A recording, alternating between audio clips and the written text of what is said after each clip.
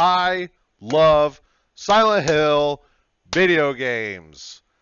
Oh my God, man, my stomach. I think it was the Arby's I ate, but great place to eat. I don't care what any of the haters say. Man, I didn't think I'd be making a new video anytime soon.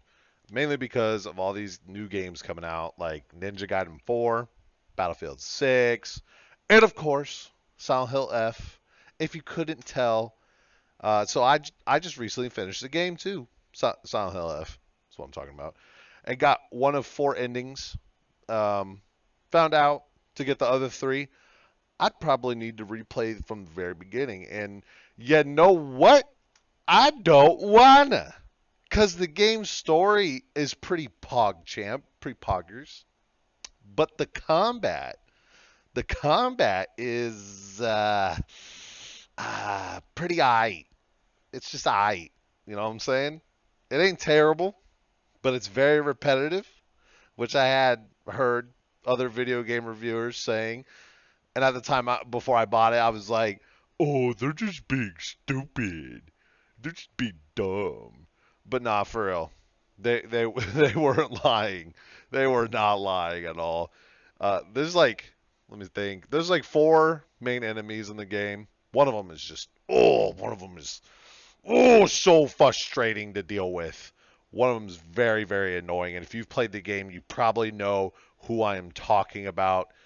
It's just, oh my God. They have grab mechanics, like all the enemies, I think besides one, can grab you. And oh, good Lord, it is so frustrating to deal with. But um, yeah, so there's four main enemies in the game, and some are just reskins, which I'm not including the boss fights in the game, obviously, as the four enemies. There's about it's like three bosses in the game, and judging based upon the other endings, there could be bosses that get swapped out. Could be different bosses that I don't know about, which is pretty cool, but not enough to not nearly enough to make me play the game again. Okay, but pretty much cycle of combat is you hold the focus button, which for me was right trigger, and then wait till time slows, and then you swing your weapon a few times till the creature dies that you're trying to kill. Which one of them you can't do that with. At least I never got the opportunity to use the mechanic in the game that I'm talking about on one of the enemies. It was just you just start beating it, man. Just start beating it harder than a 16-year-old fresh off puberty. All right. Uh, but this system gets so repetitive after about halfway through the game. I really just wanted to keep moving on and figure out what the story was about, because honestly, that's what I love most about this specific series is what did or what happened to the main character to make them encounter their own version of Silent Hill. And Silent Hill is sort of like a limbo state for people who don't know, for each of the main characters. And each game, it's usually twisted and contorted, which Silent Hill F does not shy away from. The main character's version, the little girl, her version is an old Japanese feudal like setting with the old torii gates and the anti-evil little slips, seals. What do you call those things, man? What do you the little anti-evil ward things all over the torii gates, right? I don't want to, whatever. And dope looking shrines and cool looking statues, and it gets pretty twisted and worse and worse and worse later into the game. I liked it a lot. But for the most part, the story to me didn't make any sense to me whatsoever till quite literally 20 minutes left in the game. Like actually 20 minutes left in the game. Then I was going straight monkey mode, like like straight ape mode, connecting all the dots about what everything meant that you see, pick up, or hear. So yeah, it was pretty cool. It was very the delivery at the end sold me, because up until that point I was like, damn, This is a really bad entry into this series because most of the time Silent Hill starts off very creep-like, like it creeps up on you.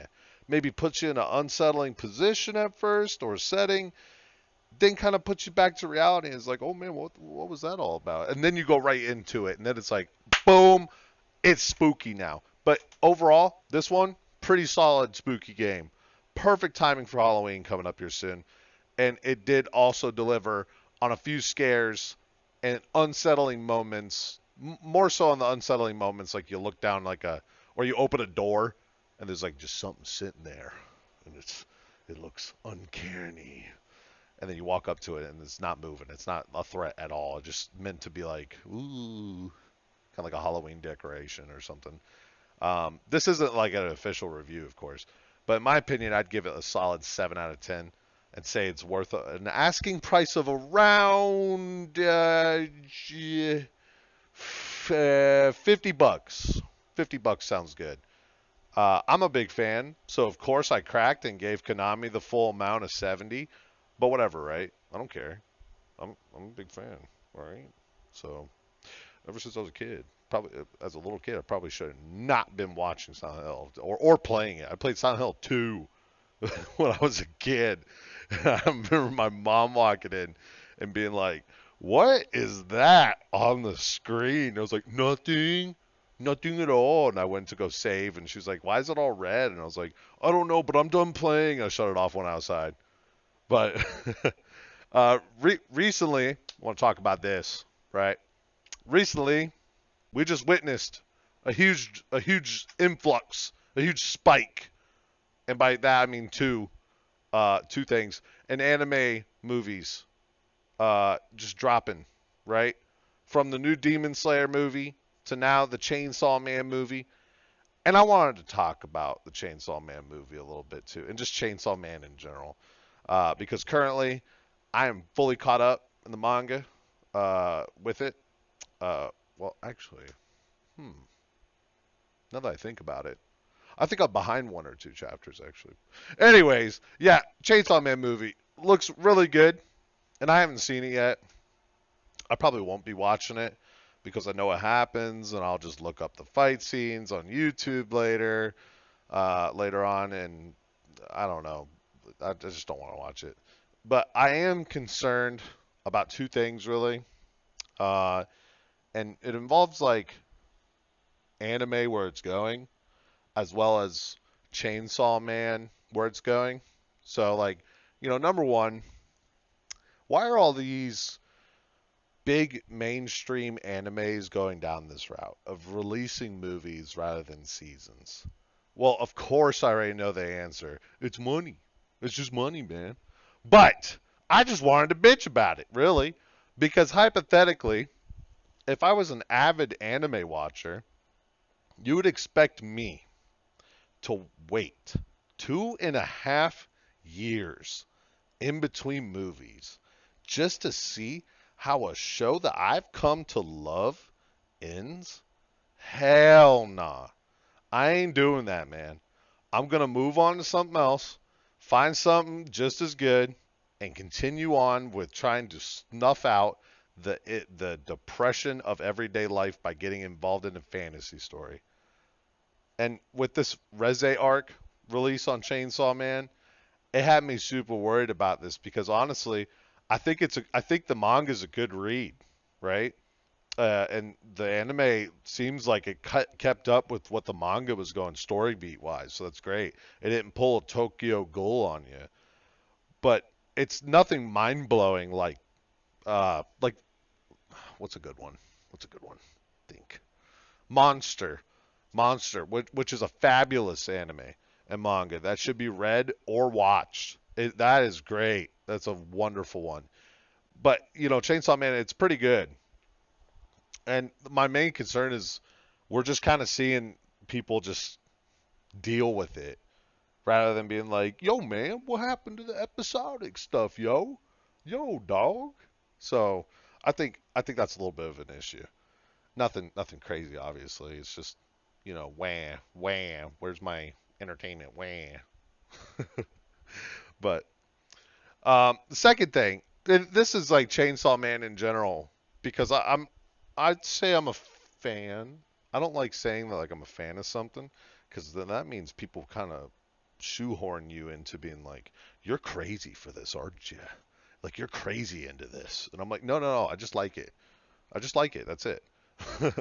But I recently, like I said earlier, I'm maybe one or two chapters away from the weekly release, and I have no fucking clue where it's going in the manga, story wise.